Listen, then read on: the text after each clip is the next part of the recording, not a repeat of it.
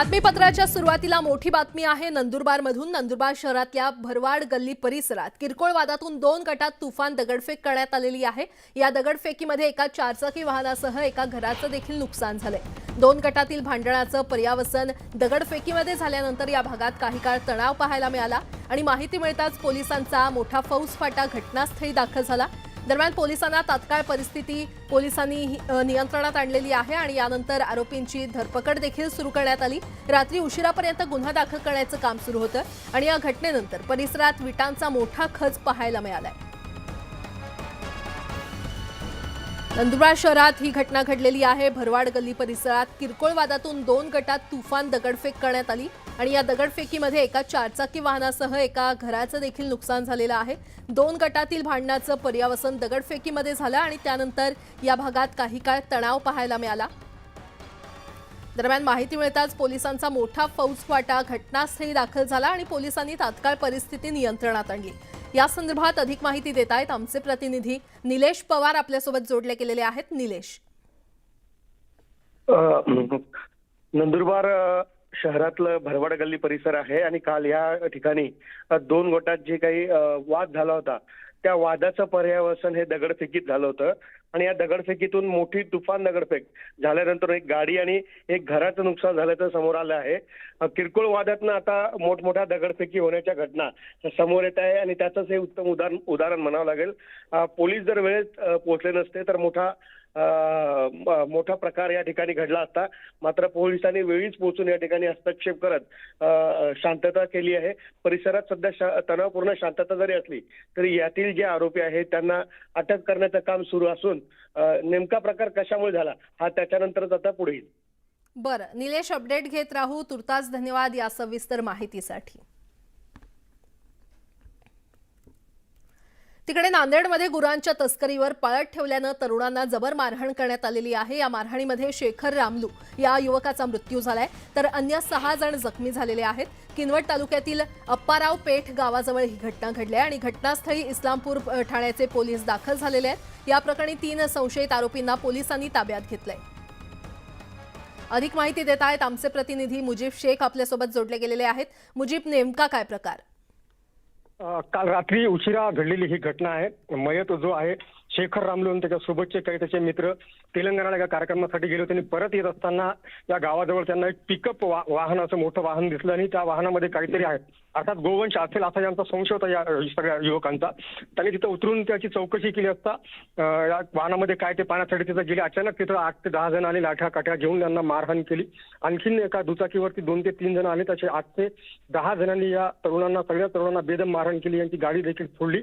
या मारहाणीमध्ये शेखर रामलू जो आहे त्या युवकाचा मृत्यू झाला आणि बाकीचे 4 ते 5 जण यामध्ये जखमी आहेत। जखमींवरती सध्या उपचार सुरू आहे। या घटनेनंतर अप्पाराव पेठ गाव असेल किंवा इस्लामपूर ठाण्यातल्या अनेक गावांमध्ये तणावसदृश परिस्थिती निर्माण झालेली आहे। मोठा फौजफाटा या ठिकाणी तैनात करण्यात आलेला आहे। वरिष्ठ जे अधिकारी आहेत नांदेडचे पोलीस अधीक्षक असतील, अप्पर पोलीस अधीक्षक हे घटनास्थळी दाखल झालेले आणि या वरिष्ठ अधिकाऱ्यांच्या मार्गदर्शनाखाली या संपूर्ण प्रकरणाचा तपास सध्या सुरू आहे। बरं मुजीब, धन्यवाद या सविस्तर माहितीसाठी।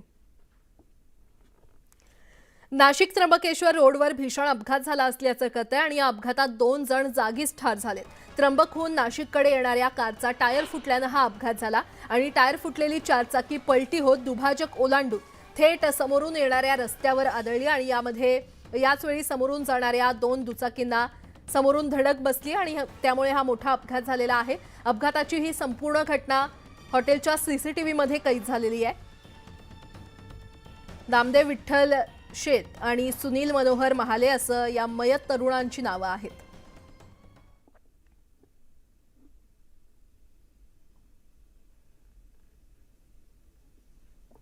पुढची बातमी पाहूया। छत्रपती संभाजीनगरमध्ये भरधाव ट्रक आणि एसटीचा भीषण अपघात झालाय आणि या अपघातात बसमधील 25 प्रवासी गंभीर जखमी झालेत तर अपघातानंतर ट्रक चालक फरार झालाय। धुळे सोलापूर राष्ट्रीय महामार्गावर ही घटना घडली। छत्रपती संभाजीनगरहून एक माल वाहतूक ट्रक जात असताना त्या ट्रकला एसटी बसनं ओव्हरटेक केलं असता इथे अपघात झाला आणि या अपघाताची माहिती पाचोड पोलिसांना मिळताच पोलीस घटनास्थळी दाखल होऊन जखमींना तात्काळ छत्रपती संभाजीनगर येथील शासकीय रुग्णालयामध्ये उपचारासाठी दाखल करण्यात आलं।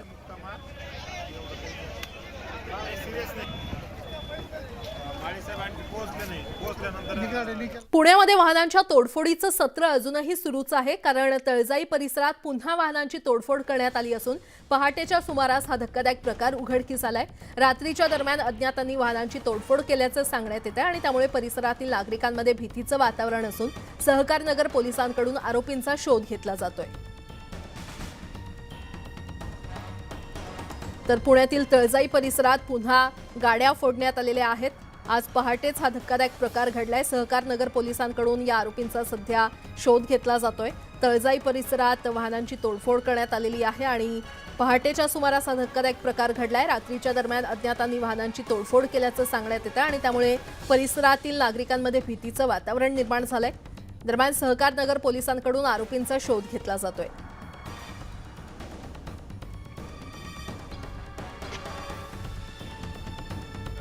अंदाजे 100-150 गाड्या जर फोडले. 100 पोलीस होते. पोलीस आलते का? पोलीस आलते झाल्यानंतर पोलीस आले. मी बघा पोलीस झाल्यानंतर येऊन गेले नेहमीनुसार, पण अजूनही आरोपी पकडलेले नाहीत. आम्ही स्वतः पोलिसांशी बोलण्याचा प्रयत्न केला. पोलिसांनी सांगितलं की आरोपींचा शोध सुरू आहे, पण साहजिकच ही जी फोडणारी मुलं आहेत ही एक तर ह्या वस्तीतली असतील की आजूबाजूच्या वस्तीतली असतील. पण हे बघू शकता प्रत्येक ठिकाणी गाड्या फोडल्यात. म्हणजे काही घरावर तर पालघन पण मारलेली माहिती मिळते. दगडी टाकलेत. कुठं टाकले, काय झालं?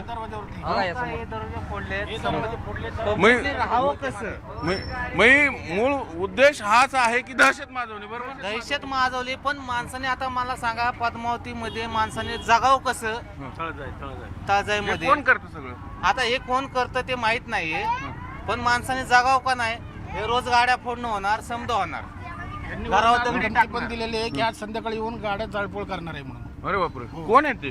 कोण आहेत, बाहेरचे आहेत का कोण आहेत कुठल्या? पुढची बातमी पाहूयात. बीएमसीच्या विविध विभागांमध्ये झालेल्या अनियमिततेबाबत मुंबई पोलीस आयुक्तांच्या अध्यक्षतेखाली विशेष चौकशी समिती स्थापन करण्यास मुख्यमंत्री एकनाथ शिंदे यांनी मंजुरी दिलेली आहे. महानगरपालिकेमध्ये नोव्हेंबर 2019 ते ऑक्टोबर 2022 या कालावधीमध्ये राबवण्यात आलेल्या विविध कामांमध्ये 12,024 कोटी इतक्या रकमेचा अनियमितता झाल्याचं कॅगनं विशेष लेखापरीक्षा अहवालामध्ये निदर्शनास आणून दिलेलं आहे आणि या संदर्भात अंधेरी पश्चिमचे आमदार अमित साटम यांनी मुख्यमंत्र्यांना निवेदन देऊन अपहाराचा तपास करण्यासाठी विशेष चौकशी समिती स्थापन करून संबंधितांविरोधात गुन्हा नोंदवण्याबाबत निवेदन दिलं होतं. तर कॅगच्या अहवालातील काही भाग उपमुख्यमंत्री देवेंद्र फडणवीस यांनी सभागृहात वाचून देखील दाखवला होता. आजच महाराष्ट्राचे मुख्यमंत्री एकनाथराव शिंदेजींनी या ठिकाणी मुंबईच्या महानगरपालिकेमध्ये सीएजीच्या रिपोर्टमध्ये आलाय 12,500 कोटी रुपयाचा घोटाळा त्या ठिकाणी शिवसेनेच्या उद्धवजींच्या नेतृत्वात झालाय.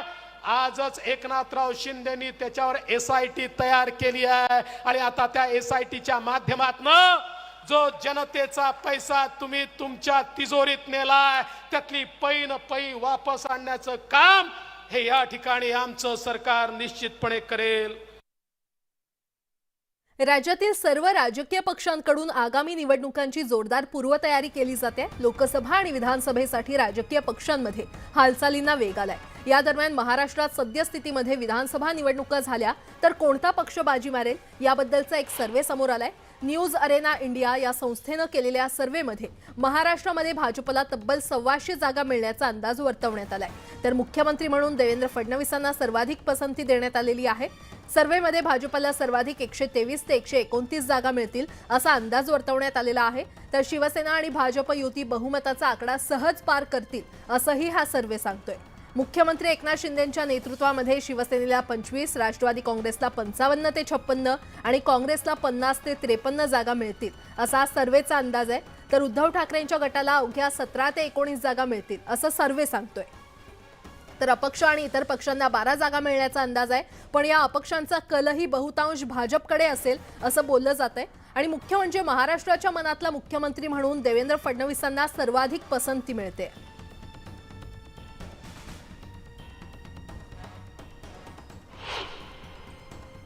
आनंद आहे ना. शेवटी महायुतीतलेच फडणवीस साहेब हे आमचे नेते आहेत.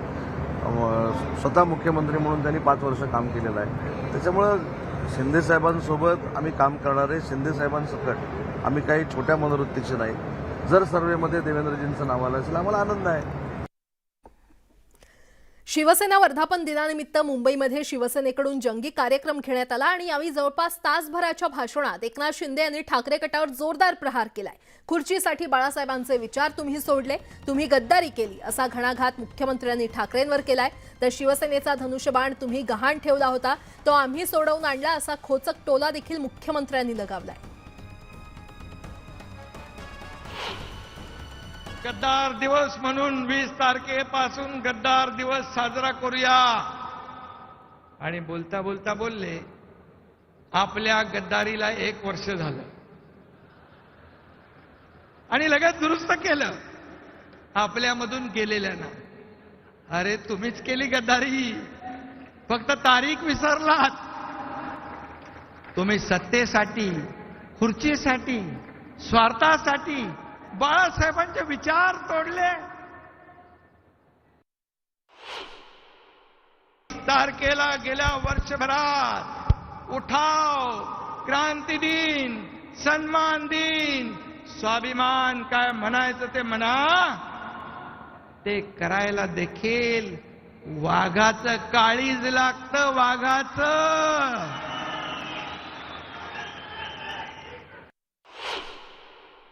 कितीतरी खून झाले या शिवसेनेसाठी, कितीतरी लोकांचे जीव गेले शिवसेना वाढवण्यासाठी, कितीतरी लोक जेल भोगले शिवसेना वाढवण्यासाठी. तुम्ही कुठे होता? किती केस झाल्या तुमच्यावर? तुम्ही आम्हाला घरगडी समजता, नोकर समजता. आपण नोकर आहोत सगळे. एक राज्याचा प्रमुख जेव्हा दिल्लीच्या बैठकीत माझ्याबरोबर येत होता तेव्हा त्याला फोन आला, अरे नोकर के साथ जाओगे का मालिक के साथ रहोगे? त्यांनी भाषणात सांगितलं, अरे ऐसा मालिक क्या काम का, जब से मैं राज्य प्रमुख है तब से मिलता भी नहीं, फोन में बात भी नहीं करता, कुछ भी नहीं करता. पण काही म्हणतात की वाघाचं कातडं पांघरून लांडगे निघाले. अरे तुमची कोले कुई सुरू कधीपर्यंत असते? जेव्हा वाघ डरकाळी फोडत नाही तोपर्यंत. आणि वाघ जंगलात आल्यानंतर सगळे शेपूट घालून दुम दबाके कुठं पळतात तेही माहित आहे. आणि शेकडो, हजारो, लाखो कार्यकर्ते तुम्ही आज आता इथे दिसले असता का? तुम्ही पाठ फिरवली असती. आणि जोपर्यंत त्यांच्याकडे आहे तोपर्यंत चांगलं, त्यांच्याकडून गेला की कचरा. मगाशी काल ताईंनी सांगितलं कचऱ्यापासून ऊर्जा तयार होते, कचऱ्यापासून ऊर्जा तयार होते. जो गेला तो कचरा एक दिवस तुमचा कचरा झाल्याशिवाय राहणार नाही. राज्याचे उपमुख्यमंत्री देवेंद्र फडणवीस यांनी कल्याणमधील मेळाव्यामध्ये उद्धव ठाकरेंचा जोरदार समाचार घेतलाय. ठाकरेंनी खुर्चीसाठी भाजपची युती तोडली आणि पहिली गद्दारी ही ठाकरेंनीच केली अशी घणाघाती टीका फडणवीसांनी ठाकरेंवर केली आहे. एकानं शिवसेना बुडवली मात्र एकनाथ शिंदेंनी शिवसेना वाचवली असा टोला फडणवीसांनी ठाकरेंना लगावलाय. दरम्यान ठाकरेंनी मोदींचे फोटो लावून मतं मागितली आणि निवडणुकीनंतर गद्दारी केल्याची टीका देखील फडणवीसांनी केली आहे. खऱ्या अर्थानं या महाराष्ट्रामध्ये गद्दारी कोणी केली असेल? उद्धव ठाकरेजी. तुम्ही गद्दारी केली. आमच्या सोबत आमच्या मतांवर निवडून आलात. आमच्या पाठीमध्ये खंजीर खुपसून आमच्याची गद्दारी करून खुर्ची करता, केवळ त्या ठिकाणी मुख्यमंत्री पदाकरता. उद्धव ठाकरेजी तुम्ही काँग्रेस, राष्ट्रवादी काँग्रेस सोबत गेलात. अरे गद्दार गद्दार तर म्हणून या महाराष्ट्रात जर कोणाला म्हणायचं असेल तर पहिली गद्दारी ही उद्धव ठाकरे तुम्ही केली आहे. ही तुमच्या त्या ठिकाणी सहकार्याने केली आहे. त्यामुळे खरे गद्दार हे तुम्ही आहात. रात्री झोपेतून दचकून गुगल उठायचे, संताजी आ गया, धनाजी आ गया, अशा प्रकारे त्या ठिकाणी रात्री दचकून उठायचे. अशा प्रकारची ती अवस्था मी ऐकली होती. आता मोदीजी आणि अमितभाईंचं नाव घेतलं की हीच अवस्था उद्धवजींची, हीच अवस्था पवार साहेबांची आणि हीच अवस्था काँग्रेस पार्टीची होऊन राहिली आहे. उद्धवजींचं भाषण ऐकलं, त्याला भाषण म्हणावं की उकारी म्हणावी हा प्रश्नच आहे. मी असे शब्द वापरत नाही, पण मला वापरायला मजबूर करतात कृपाशंकर सिंगजी. ही ओकारी होती. केवढा मळ निघाला, केवढा मळ निघाला.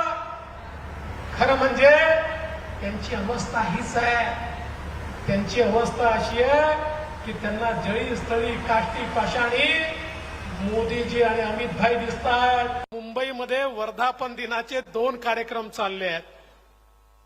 एक कार्यक्रम ज्यांनी शिवसेना वाचवली त्या एकनाथराव शिंदेच्या नेतृत्वात चाललाय आणि दुसरा वर्धापन दिन ज्यांनी बाळासाहेबांचे विचार बुडवले त्यांच्या नेतृत्वात चाललेला आहे. यासोबतच इतरही काही महत्त्वाच्या बातम्या आपण पाहणार आहोत. तुर्तास एक छोटासा ब्रेक. पाहत रहा न्यूज 18 लोकमत.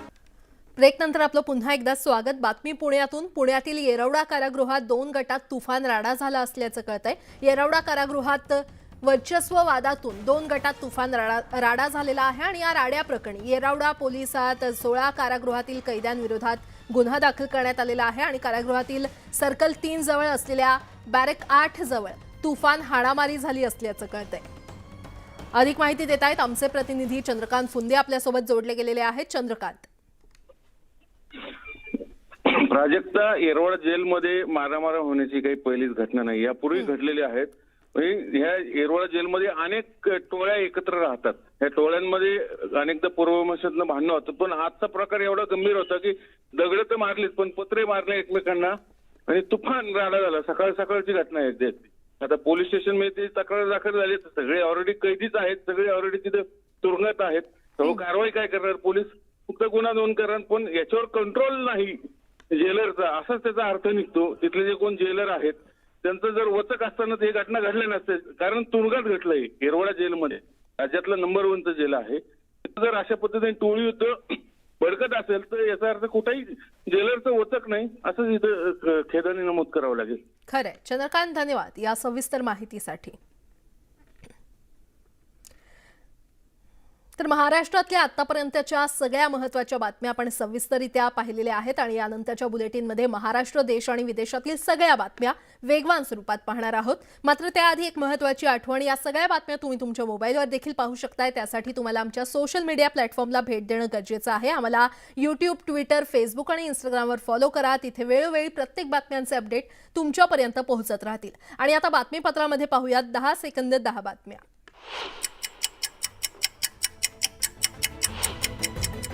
बीडमध्ये खरीपाच्या पेरण्या खोळंबल्या. पावसानं हुलकावणी दिल्यानं हजारो हेक्टरवरील उभ्या ऊसाचं झालं चिपाड. मुक्ताईनगरात केळी उत्पादक धास्तावले. सीएमव्हीच्या धोक्यानं केळीची लागवड लांबणीवर. वर्ध्यात जिल्हाधिकाऱ्यांकडून कृषी केंद्रांना अचानक भेटी. योग्य दरात बियाणे विक्रीचे निर्देश. बोगस बियाण्यांची विक्री करणाऱ्यांना कठोर कारवाईचा इशारा. नाशिक रोड परिसरात उद्या पाणीपुरवठा बंद राहण्याची शक्यता. जलवाहिन्यांच्या दुरुस्तीच्या कामासाठी पाणी कपातीचा निर्णय. मावळच्या पवना धरणातून गाळ काढण्याचं काम सुरू. गाळ काढल्यानंतर धरणातील पाणी साठ्यामध्ये वाढ होईल. खासदार श्रीरंग बाणेंनी व्यक्त केला विश्वास. छत्रपती संभाजीनगरमध्ये भरधाव ट्रकची एसटीला धडक. अपघातात बसमधील 25 प्रवासी गंभीर जखमी. अपघातानंतर ट्रक चालक फरार. अमरावतीचा पारा 42 अंशांवर. तापमानवाढीचा फटका समृद्धी महामार्गाला. दुपारच्या सुमारास समृद्धी महामार्गावर शुकशुकाट. मुंबईकर गॅस्ट्रोनं ग्रासलं. गेल्या वर्षीच्या तुलनेमध्ये यंदा 20% रुग्णवाढ. आतापर्यंत गॅस्ट्रोच्या 6,677 रुग्णांची नोंद. 11वी ऑनलाईन प्रवेशाची पहिली गुणवत्ता यादी उद्या जाहीर होणार. यंदा 2,36,000 जागांवर होणार ऑनलाईन प्रवेश. पुरीसह अहमदाबादमध्ये जगन्नाथ यात्रेचा उत्साह. रथ यात्रेसाठी मोठ्या संख्येनं भाविक दाखल. आणि अहमदाबादमधील जगन्नाथ मंदिरात गृहमंत्री अमित शहांकडून पूजा. रथ यात्रेआधी आरतीमध्ये घेतला सहभाग.